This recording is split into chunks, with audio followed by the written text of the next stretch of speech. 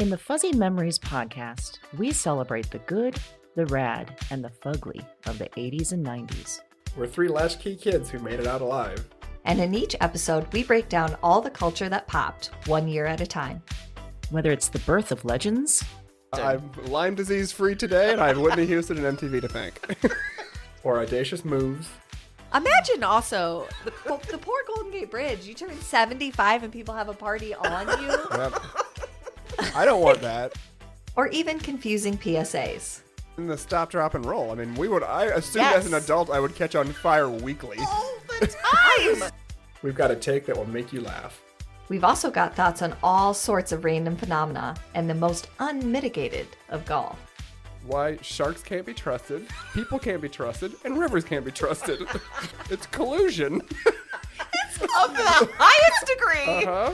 You were counseling me to start my remarks with, first of all, bitch.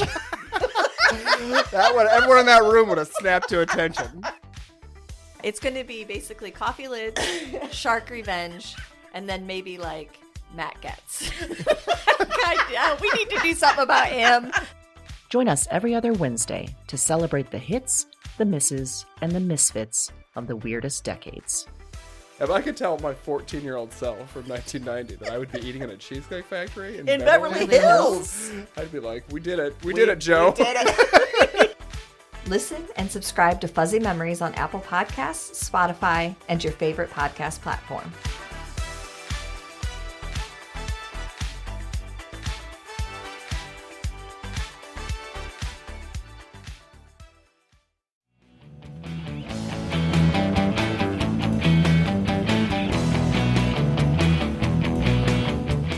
Hello, and welcome to Broads and Books, the podcast with one unique theme, 4 hand-picked book recommendations, and 2 broads. I'm Erin.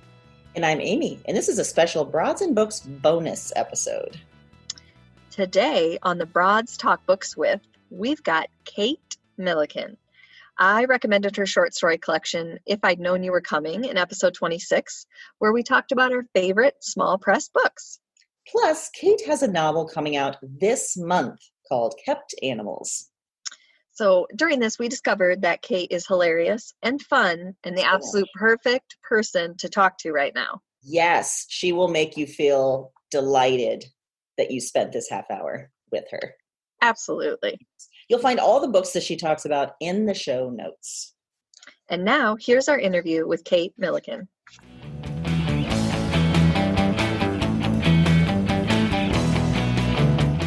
Do you remember as a kid or a teen what your favorite book was? Oh my gosh, I was such a poser. I mean, I was such a faker. I was like this fake literary. My parents were theater people. Oh. My mother was a well-regarded playwright. My father ran a theater company. So I liked to lay around with my hand on my forehead looking at Shakespeare. You know, That's an image. That is great. Right. And Beckett, Samuel Beckett. I think I remember. Yeah, it's a lot to live up to. It's also really instructional. You know, I learned so much about storytelling from watching them direct and produce plays and about story arc and breaking a story down into 3 acts and dialogue. I learned so much about dialogue from watching them act. Also, you know, and then when I really started to read what I like to read, of course, there was the Babysitter's Club and Nancy Drew and, you know, the stuff that really spoke to my girlhood heart. Once I got past the posing, yes, absolutely. Yeah. Yeah. Well, we've also talked about a couple times classics that we struggled with or that we feel like might have impeded the beginning of our reading careers. For us, it was Moby Dick. Oh my gosh. Yes. You know, my son read Moby Dick. What? He's 9 years old. Okay, granted, it was. Whoa! I know it was. Whoa. I couldn't get through Moby Dick. It was. He read the annotated version. I have to tell you, but the whole story is there, and I know it's. I think it's Joan Didion's favorite book. Like she claims to read that book like 4 times a year or something. I know. I couldn't get through Moby Dick, so I'm with you there. I was also not a big Charles Dickens. Mhm. That really turned me off from literature. Tolstoy. Yeah. You know, those books that are sort of doorstops. And here I've sort of written a doorstop book, but No. No. but then there was I loved Henry James. I love Virginia Woolf. Madame Bovary. I like, you know, it's like the Babysitter's Club of classic. Nabokov, there's another one, which of course I had to like have a teacher explain to me it was not really how things should be. But I am fascinated by that, you know, that dynamic of power struggles. And so those are the classics that I loved and those that I hated. That was a good list. Thank you. Mhm, Yeah. mhm. Well, thinking about books that you did enjoy, were you either when you were in your poser stage or after, as you were, coming into writing, were there any books or writers that you think made you want to write yourself? I mean, well, this is such a God. Lauren Groff just had a great essay about Lori Moore and finding her voice through Lori Moore, and it completely spoke to me. I can't remember where that essay was. It was just like last week. But her book, Self-Help, I really did read like a manual on how to become a writer. I was an undergrad at that point. I didn't know I wanted to write until I was an undergraduate. I went into college a year early. I didn't finish high school. Talk about being a poser, but I know my children won't listen to this. No, I had kind of a turbulent high school career. And then I found out that this little liberal arts school in Boston took people early. They had a 5-year program that's now defunct, that if you felt like you were ready to leave high school early, you could apply. And so it was the only college that I applied to. Yeah. That's incredible. Incredible. Yeah. There at the time, I think Lesley University did it too. There were like 5 of them, but I really wanted to go to Boston. I wanted to get as far away from California as I could. Well, that works. Like everybody, right? Of course, I immediately went back as soon as I could. But so I did that, and it was I thought I was going as a film major. I applied as a film major, and I immediately failed media studies, and I was like, this isn't working out. So I started writing for the school newspaper, and I started taking short story writing classes, and it was being introduced to Lori Moore and Pam Houston and Alice Munro, Raymond Carver, Amy Hempel, just sort of the minimalists of the time, that made me think, oh, these aren't so long. I can do this.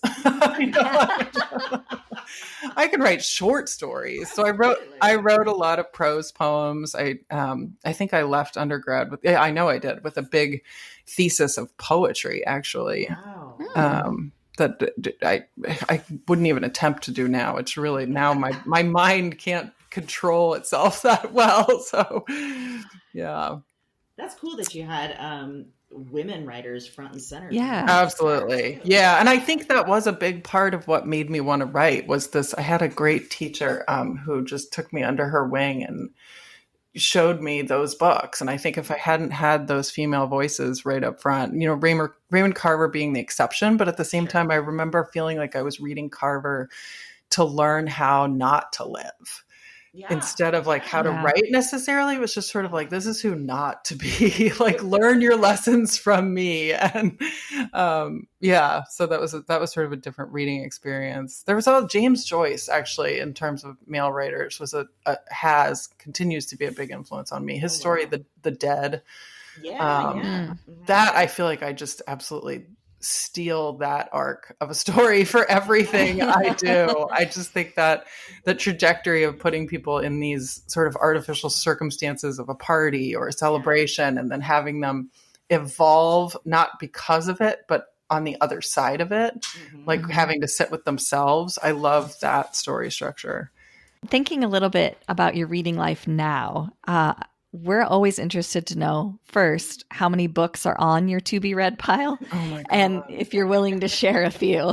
Oh, it's offensive. I mean, I keep like reorganizing them in these stacks of like, I'm going to read these together, and then and then I move them over to another area by the couch. And that will immediately, then they'll osmose into me if they fall, it's horrible. It's horrible. Near them. Yes. I know. Yeah. I think I'm reading like 4 books right now. Oh, wow. I know. And I'm keeping them straight. That's something that's evolved for me, is the ability to do that. It used to be I'd open one book and I'd have to finish it or not finish it. I have this horrible habit of quitting at like 3/4 of the way through, which is really too far. Like, I feel like if you're going to stop, if you're going to stop reading a book, like give up on like chapter 2 or 3. Yeah. And I've heard you guys talk about the fact that you're all for like not reading what you don't have time to read. Like that's not it's not holding you. It's funny. I recognize it in, students that I've worked with and in myself. There's like an emotional place that like a crux point that happens at 3/4 where it's like, if you really haven't gotten to the heart of the story by that point, that thing that really needs to be unearthed, then the reader lets go because you let go. Like you didn't stay in the face of the fire. Do you know what I mean? Yeah. Like, and it's Not ours. Yeah. Thank you. Yes. Yeah. Come on. Do the work. Yeah. Do better. Come on. Well, of the books that you have finished. Yes. Has there been a book that's surprised you recently? What surprised me recently, I was looking at what I read sort of in the last few years, and I realized I hadn't read any men for a long time. And it wasn't like a conscious decision. There was just these were just, Lenny Zumas and just these writers that kept coming up for me. Mother Winter, that book. But then lately, in like the last few months, I've been reading all of these first-person narratives, fiction, but first-person narratives that I realized, looking at them, they're all by gay male authors. And I thought, well, this is interesting. Like Lie With Me by Philip Besson. I think I'm saying that right. Call Me By My Name by Andre Aciman. Oh, yeah. And I've got to read the follow-up to that now. On Earth We're Briefly Gorgeous. There's a poet, Ocean Vuong. There's a poet, Sam Sachs, that I just got turned on to at a Ziziva event that I went to, and I heard him read, and he was so funny, and the emotional depth in his books. He's got a great collection called Bury It. And I'm listening to Baldwin's Giovanni's Room right now, and it was just sort of like all of these things at once, and I'm like, why is this where my brain is skewing? And I think it's because there's something about the intimacy in these books that after having written, a big family narrative, I really wanted that closeness of voice. And there's a possession of like body connection to that voice that these narratives, because they've had to, like, they have to own their experience in a way that I really appreciate. Yeah, so they've just been. Absolutely. Oh, good. Well, they've been. I didn't even work on that. They've just been gripping me. Like I don't know. I'm looking forward to reading Garth Greenwell's book. That's both of them. I've not read him yet. So yeah, I just added him to my list as well. I've missed him so far. Oh, I've read it. Yeah. Okay. He's worth it. Yeah, for sure. When James Salter, have you guys read A Sport and a Pastime? Like those, there's just, I really would love to be able to write a first person book. It's something that I've shied away from. I've done it in stories, but I think I'm looking to those voices for that. Yeah. Mm-hmm. How do you normally find your book recommendations? I guess recently I'm just back from a booksellers convention. So it was really fun to meet authors there and learn about some new books that are coming out. But also I'm lucky enough to have an agent who reps all these amazing writers. So I sort of see what they're reading and what they're doing. Brandon Taylor, who's got that new book, Real Life. We share an agent. And then Amy Jo Burns has this new book, Shiner. So I look at the stuff that they're reading. Oh, yeah. And I kind of assume that they're in it as much as I am. And find great books that way. So Celia Lasky's Under the Rainbow, I just picked up. Jenny Offel's Weather. These are all at the top of my to be read stack right now. Current stack. Right. That would be the stack on my bedside. There's another one on my desk. One Well, next to the thinking about- couch. Yeah, exactly. Yeah. Now, thinking about your books, we recommended your story collection in episode 26, where we talked about small presses. That's and we were right. just curious, do you have a favorite small press book or a small press itself? Oh, I do have a favorite small press. I love the opportunity to talk about this too. It's Why There Are Words. It's run by the writer Peg Alford Purcell, who is herself an amazing writer. She's got a book called Show Her a Flower, a Bird, a Shadow. And her latest collection is A Girl Goes into the Forest. Ooh, And that's she fantastic. just, Yeah. yes, they're wonderful. So those are her books, but she also, her press, WTAW Press is what it's called. Okay. And Peg and I have been friends for years, but she puts out 2 books a year. That's so cool. They're wonderful. They're beautifully made, short stories and novels. Yeah. And what do Angela you think, Mitchell, Sarah Stone. Yeah. Go ahead. Yeah. What do you think, thinking about that press that's run by your friend Mm-hmm. and your own experiences, what do you think it is about working with small presses that's great for both authors and readers? Well, the difference, I mean, because now I've had this experience of working with Scribner, and that's been incredible. It's it's almost like a bigger journey. There was this immediacy to the working with University of Iowa Press. It was like, you won this prize, and 5 months later, the book was out, and Wow, that's how long That it is- took. That's so fast. I Yeah, guess it wow. was- I'm jumping there. You know what? They called me in January, and the book was out in October. Oh my gosh, that's Still, that's- yeah. It's fast. So it's a quick turnaround, and there is I almost appreciate that, like, there isn't enough time for any like anxiety to build up. It's Oh, just sort of like sure. you ride the excitement of this is so fun. And I know, the way things turn over with Why There Are Words, because they are only doing 2 books a year. They can really focus on those authors and make sure they're positioning as well as they can. And it's like a family experience. I'm lucky enough to feel that way with Scribner too, but That's it's so definitely, cool. that's like a family relationship built over a much longer period of time. Mhm. So that's, the biggest difference I've Yeah. noticed. Yeah. Yeah. Yeah. Well, we know you have another book, Kept Animals, coming out April 21st. Yes. And we wanted to know what books inspired you for the writing of that, for the creation. Sure. I mean, you can probably see Annie Proulx's influence in there. My romanticism of Wyoming. Aaron Kyle's The God of Animals was a book that I read right before I started writing this, and hers takes place on a small horse ranch. I believe it's in Montana. Yeah. And I because I'd ridden horses as a kid, I hadn't been able to get back to them as an adult or as a parent, and I wanted to write my way back there because of those kinds of books. 10,000 Saints, also by Eleanor Henderson, was really influential because it had so many different perspectives, and it was that same age group, and it was that same time period. She was writing about the late 80s, early 90s, the straight edge movement, and here I wanted to write about the early 90s pothead movement in California. But it told me that you could write a really propulsive novel from multiple points of view and have it be very cinematic. I loved that book. I actually wrote her a fan letter about that book, and we ended up becoming friends. Yeah. Oh, that's amazing. Yeah. She's great. She blurbed my book for me. That's fantastic. Yeah. We love that when we hear about, authors just being cool people. Yeah. Yes. Yeah. Absolutely. Okay, well, thinking about,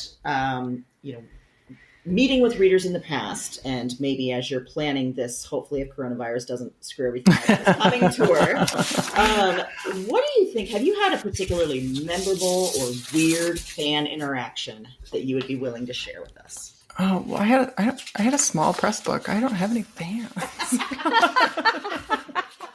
That's not true. We are. Yeah. well, this hasn't been weird. Thank you. That's kind. That's kind. Okay. Thank you. Yeah. We have time, though. We have time. Yeah. Yeah. Don't set that bar for us.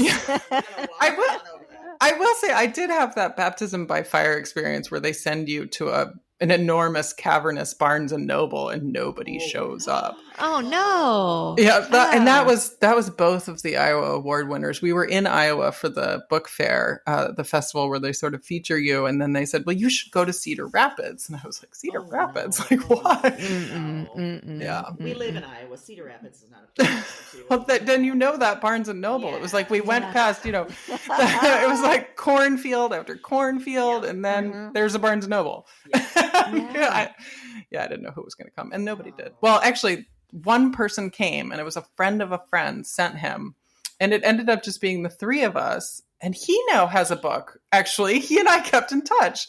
Oh, his name is Keith Lesmeister. Like a fan that came and was inspired. Good interaction. Let's say, a good interaction. Yeah. So I'm sure something weird will happen. Oh, for sure. still in that vein of fan interactions, and you mentioned one, but have you had the chance to meet anyone that you really wanted to, with an author or somebody else? Oh, definitely. Joy Williams was somebody I really wanted to meet. I went to the Tin House Summer Raiders Workshop to work with her, and I have this thing happen. There's been actually a couple writers. I know I had several meals with Joy, and I learned a lot from her, but this like white heat panic overtakes me. And it's just like a blinding white light. When I think about sitting with her, I can sort of see her sunglasses, and I know she talked. Oh my God. Like the anxiety is so, that happened with Jacqueline Woodson too. Oh yeah. And Carolina de Robertas, like, whoa. I walked away and I immediately called a friend and I was like, I don't know what I just said. What just happened? So that was, yeah. So we're just going to say that those went well. Yeah. Yes, I'm sure I was brilliant. Yeah. I dare them. Yeah, exactly. As you, after you published your story collection, and since then, have you found that your love or joy of reading has changed in any way? I definitely read differently. I don't think, I feel like I was a really good critical reader. I was so good at dissecting books as a grad student. And then this mind-numbing thing of having small children happened. And I stopped knowing how to read. And I've got, when that collection came out, that had me reading differently, because now I feel like I'm always reading for the next thing. Like what's going to inspire me next? Yeah. What do I want to emulate? I'm looking for those books that speak to what I need to do, which is sort of narcissistic and selfish. But I imagine that's easy to do, especially as you keep going in your career, that maybe your perspective changes a little bit like that. Absolutely. Well, and I don't feel like I want to write the same kind of book like that. I feel like there are people who are really good at that, who can keep coming up with these multiple perspective books. I mean, Louise Erdrich and Ann Patchett, like they're so rich in their characters and they're big, beautiful books every time. Whereas I feel like I have to sort of vacillate to hold my own interest and to challenge myself. Like I need formal challenges. So I think that's why I'm reading some of the books I'm reading right now, to sort of do the opposite of what I just did. What would you say is one book that if you could have everyone read, what would that book be? One? I get one? Yeah. I mean, there could be more, but yeah. One book that I felt like I just wanted everybody to read, but it was such a challenging book, was Lacey Johnson. I think she goes by Lacey M. Johnson. Her collection of essays that came out, I guess it was 2018, called The Reckonings. Okay. And it's all about social justice and also the intersection of that with environment. She's got an incredible memoir called The Other Side, which is about her. She was basically held in captivity by a boyfriend who abused her, raped her. And she wrote this incredible memoir, The Other Side, it's called, about that experience. And then she was at a reading for that book, and a woman came up and said, don't you want to just kill him? Like, wouldn't that be justice? And she thought, no, because he actually escaped. He's like living in Europe and has a family. And what? Yeah. I mean, just this insane story. So she wrote this collection of essays in response to that woman saying, wouldn't that be justice? And her whole examination of what justice looks like in this country. How skewed it is, how wrong it is. It's an incredible collection of essays. That sounds amazing. Yeah. I just wanted to see it win all kinds of prizes. I think she's just absolutely brilliant. Wow. Okay, well, added to both of our lists. Yeah, no doubt. Wow, both of them. Yeah. Well, as you know, we also, besides talking about books, we talk about pop culture that we're obsessed with. Do you have something right now that you are obsessed with, whether it's TV or another podcast or anything like that, music? Yeah. Am I allowed to be obsessed with TikTok? Yes, you are. 100%. I'm just kidding. I'm not obsessed with TikTok at all, but I keep looking at my children, and my husband says they're stuck in a loop. Like they just keep doing all these TikTok dances, but only our oldest is allowed to use TikTok. But it's actually, I mean, it really is YouTube for attention deficit disorder. Like it. Yeah. Right? Yes. There's a great clip going around right now that a guy did of like a kid. He's an adult, but he's pretending to be a kid in a store, and he just keeps breaking down into TikTok dances. He's stuck. Yeah, he like picks something up and then he does a dance, and then he puts it back, and then he does. And I'm like, that is so accurate. Yep. Yeah. You have to watch the one with Elizabeth Warren and Kate McKinnon if you can find that. Did you see that? Okay. That one. I'm gonna be watching that for the next 4 years. But So much. Yes. Soothing to watch. It is. absolutely. I mean, other than that, I'm a little bit of a pop culture phobe. There's one podcast that I really feel like balances out my life, which is the Mom Rage podcast.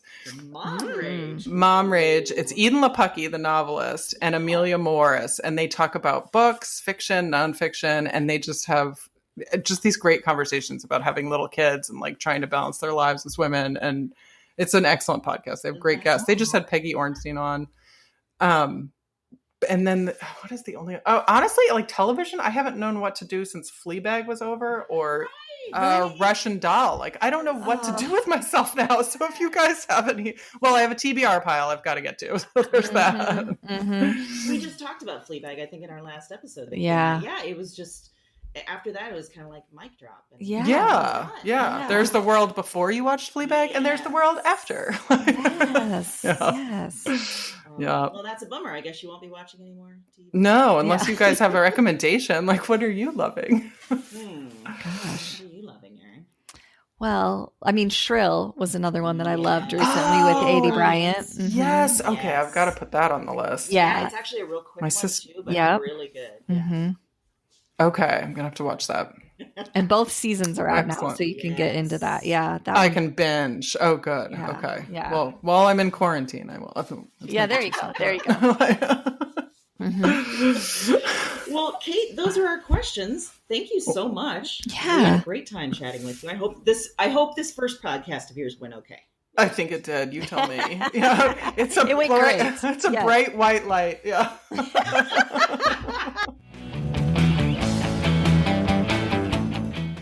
I mean, that was a delight. It was such a delight. She was a delight. I Yeah. was delighted to speak to her.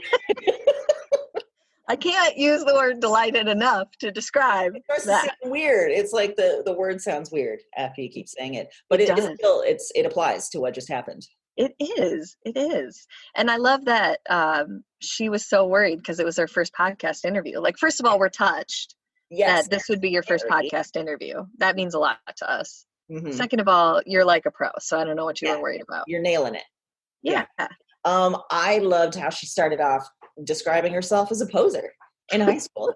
I also felt like, do you remember when we talked to Mona Awad and Mona talked about the friend in high school that she tried to be, Danielle, Goth Danielle? I feel like Goth Danielle and high school Kate would have got along real well. You're right. Yeah. Yeah. Mhm. Like, if we were making our own high school of authors, we could make Kate play the part of Danielle. Yes. Yeah. That'd have been great. Carrying her Shakespeare around. Yeah. And Yeah. I feel like a lot of readers and writers kind of went through that, where you went through this phase where you felt like you were so intellectual and above it all. And I read these kind of books. And then I feel you like, too, realize, there's so much to us of like, when we're younger, we're trying to play the role of who we think we should be. And Yes. maybe she recognized that she loved reading, but so she felt like she had to go to this other level, Yeah. Mhm. I also loved the part of her story about in college that she had that great teacher that introduced her to Lori Moore and all these other incredible women writers, because we don't hear that a lot. A lot of times you hear that women writers had to kind of seek out their own syllabus of women writers. Absolutely. Yeah. So it was so refreshing to hear that someone helped her out in that way and really gave her a path to writing that Yes, she hadn't thought absolutely. about. Yeah, absolutely. So great. I also love that she called her to be read pile offensive. It's a great description Relate. that I feel like we should be using to describe our own. And Yeah, mine is very offensive. I period. also can relate to just moving it around and stacking it up differently. Yeah, Why not? Yeah, that's exactly what I do. it'll look better. And also, she mentioned maybe she thinks she'd read it by osmosis, which I kind of feel like I try to do too, Mhm. Mhm. I agree. Yeah, exactly. And first of all, the whole interview was great, but we wanted to take a special moment to mention that her book tour was canceled. As we all know, everything is totally different in the world now than it was even a month ago. Mhm. Tons of book launch tours have been canceled. So right now, if you go to her website, you can order the book there. You can get it through the mail, or support one of your independent bookstores and get it there. But that's going to be the best source, and that's the best way to help out authors that during this time don't have the same opportunities that other people did to introduce their work to all sorts of new and different audiences. Absolutely. And since we know right now, libraries and stores are closed, like going online, finding where you can get this, that'll be such a great way for you to get something good to read as well as support her in the process. I do believe that just this last week, Oprah Magazine named this novel one of the best ones to read in 2020. So fantastic. Yeah, so that's amazing.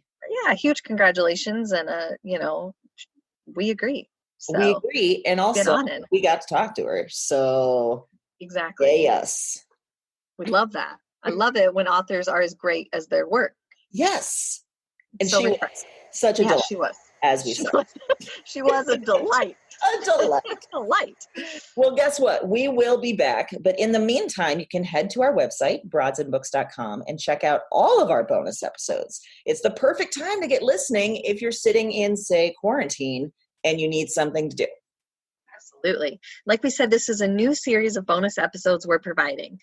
Are you sure that you've seen them all? Because we had Julia Phillips, we had Mona Wad, we had Chanel Benz, we had Angie Kim, and there's more coming all the time. All the time. So don't miss. Don't do it. Don't miss it. Yeah. You can even subscribe now if you're not already subscribed. And you'll get them what?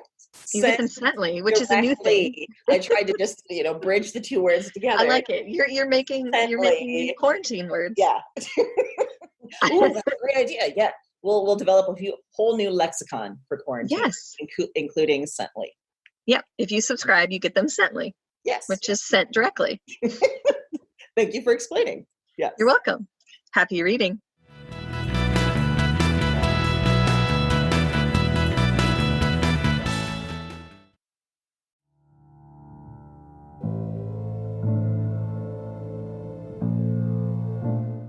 I'm up again.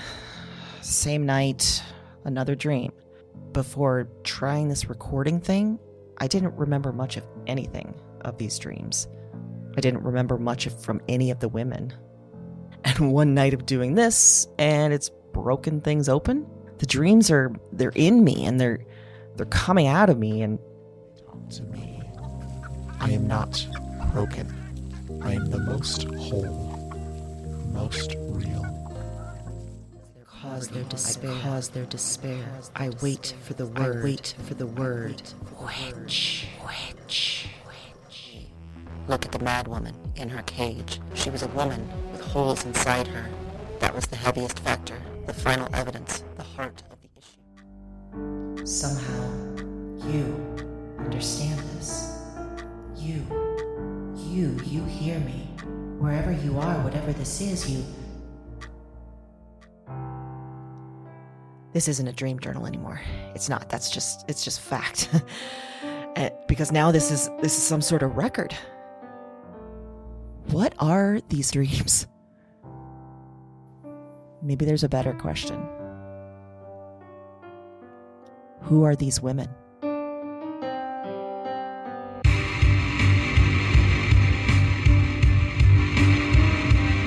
Weird Woman is a Broads and Books production. All 9 episodes are available January 10th. Listen and subscribe to Weird Woman on Apple Podcasts, Spotify, and your favorite podcast platform. That's WYRD Woman, wherever you listen to podcasts.